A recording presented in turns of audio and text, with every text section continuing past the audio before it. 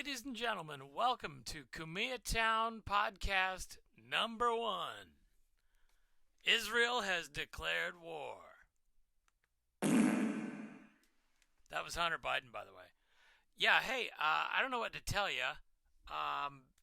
Some people invaded Israel. CNN was pretty clear about what was going on. They said Israel declared war.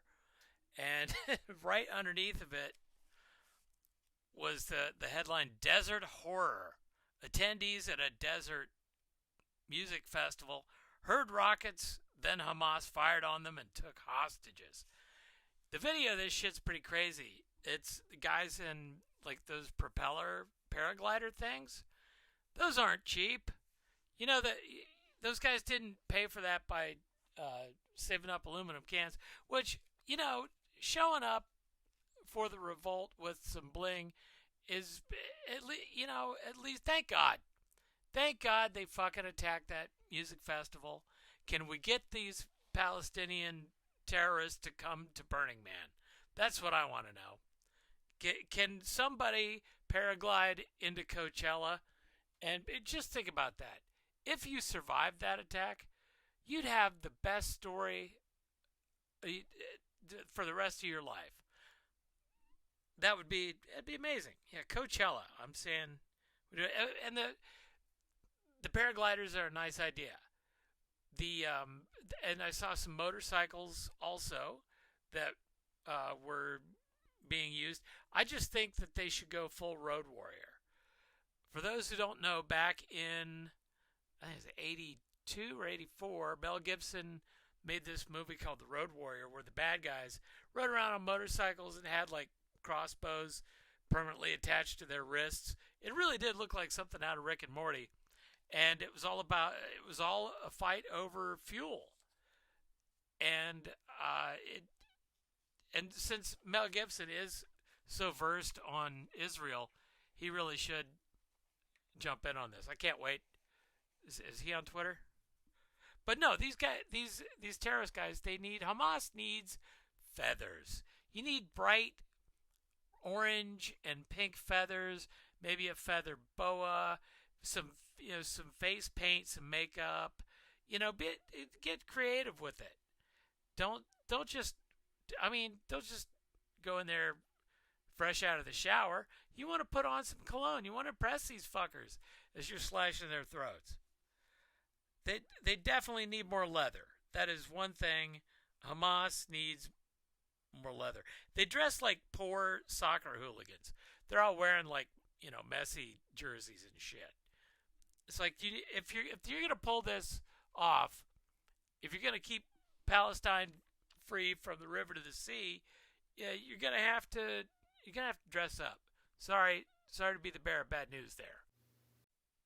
Yeah, just don't kill the messenger. But seriously, folks,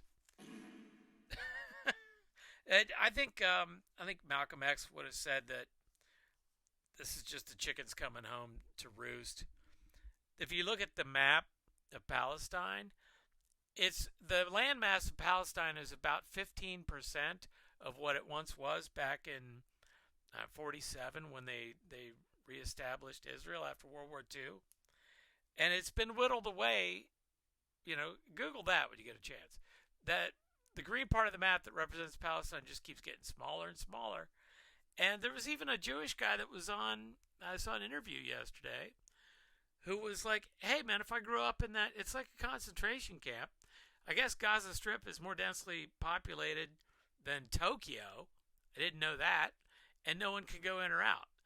And this Jewish Israeli guy was saying, hey, if I was born into that situation and I was 20 years old, I can't say that I wouldn't have joined in. It's a shit show. Welcome to World War III, everybody. But have no fear. America is here. We are now seeing the rise of flat bill hats being just the norm, the common accepted thing that people are going to wear. Flatbills and slides. That is what people. I see people at the mall all the time that are waiting in line to buy some fucking hat or something from Foot Locker, and that's considered fancy. That's considered that that that these aren't just collectible. Maybe these guys are just selling. I see them in line before the store opens when I'm mall walking with the old people, and maybe these guys are selling them on eBay. But I'm guessing these guys just have a fetish for stupid shit. But here's the thing: you won't see anybody in the Israeli Defense Force or the Palestinian Hamas army wearing slides. They're pretty much going to be wearing probably Adidas, somewhere between that and a leather boot of some kind, of the combat variety, which is what I would recommend. And if you don't know shit about Palestine, welcome to the club. I just found out that they're Semites. That if you're pro-Palestinian, you are not, by definition, an anti-Semite. That's interesting, right? And there was a comic book. Hold on a second. I'm going to find the author of that comic book. Joe Sacco is his name, and you can get it at Fantagraphics. It's a graphic novel called Palestine. It's about this guy who went there and just sort of experienced what the normal people experience under Israeli occupation. But, you know what they say, hurt people hurt people. I think it was Don Lemon who said that.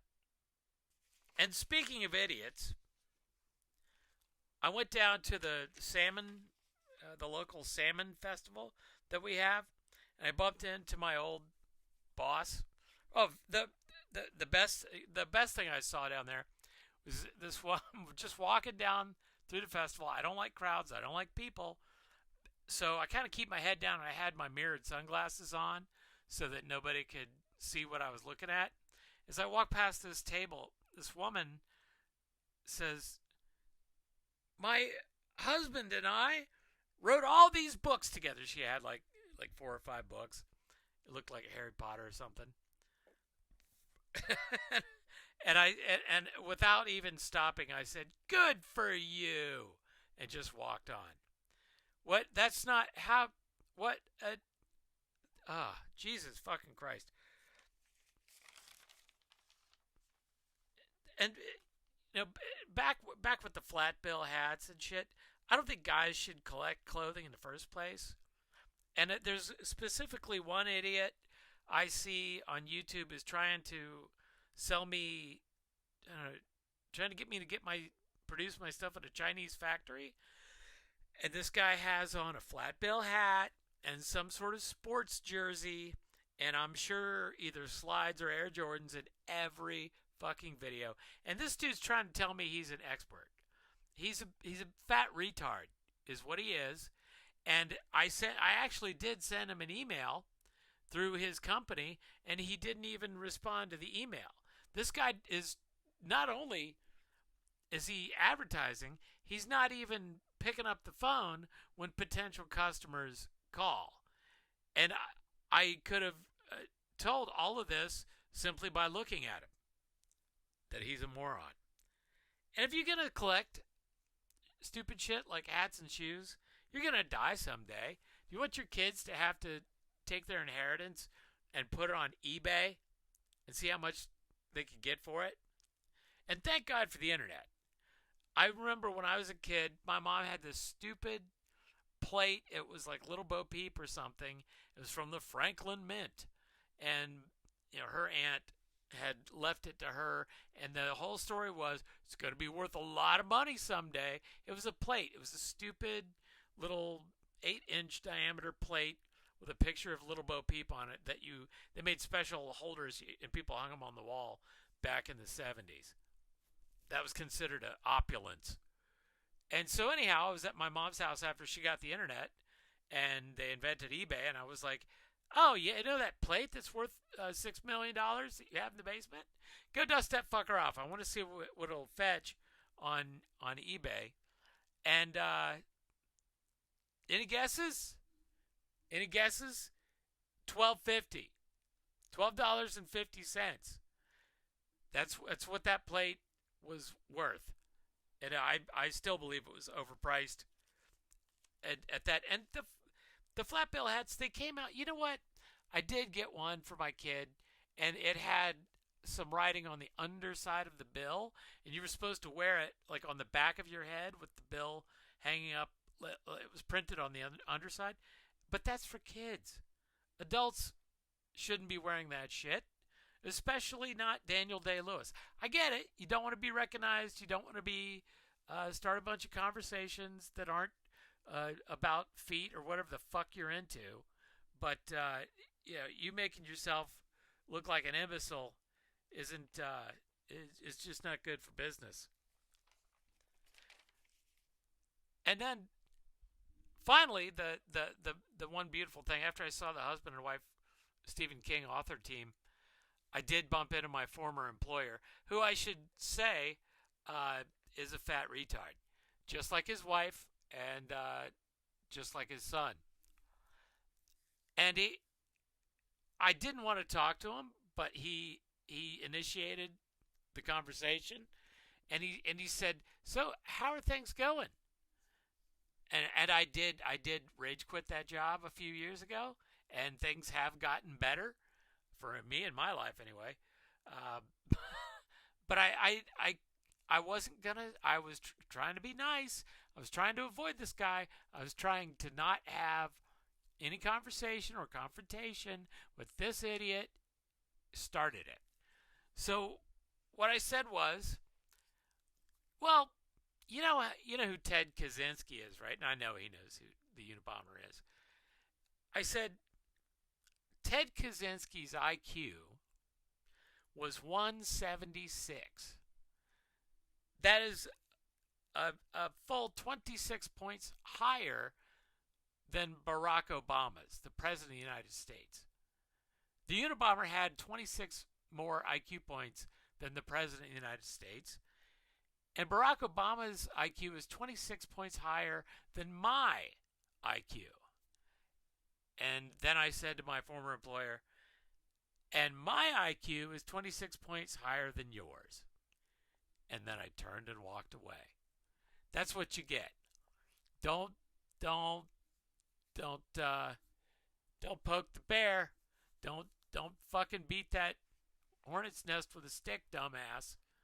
I left you because you're retarded, and you insist. And by the way, if that guy would have just kept his fucking mouth shut and not insisted on trying to teach me my business, he's got a computer science. I'm a glassblower, by the way.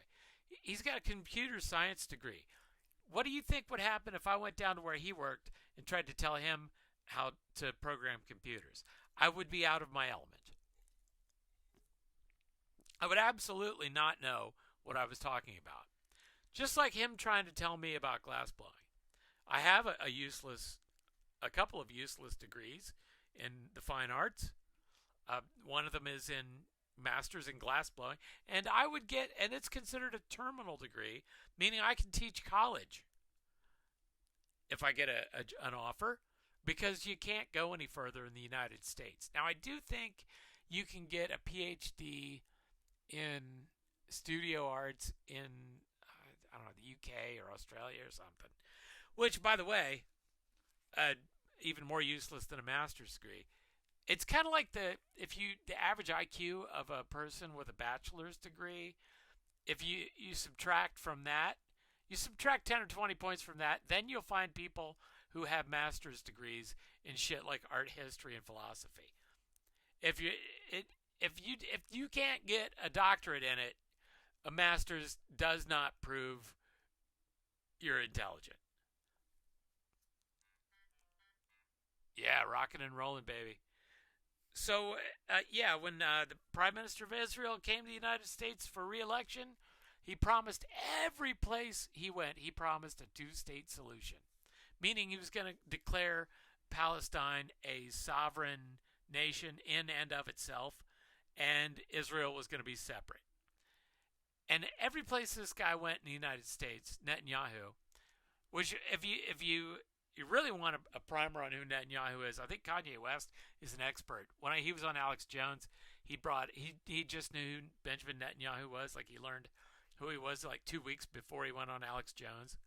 He shows up in a gimp mask and pulls out like a fishing net, like you would scoop your goldfish out of the bowl with, and a bottle of Yoo-Hoo chocolate flavored beverage to educate Alex Jones about the Jews.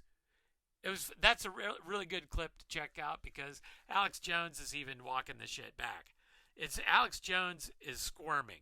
He's like, "Hold on, I don't know if we can say that. No, this is, I don't want to get in trouble again."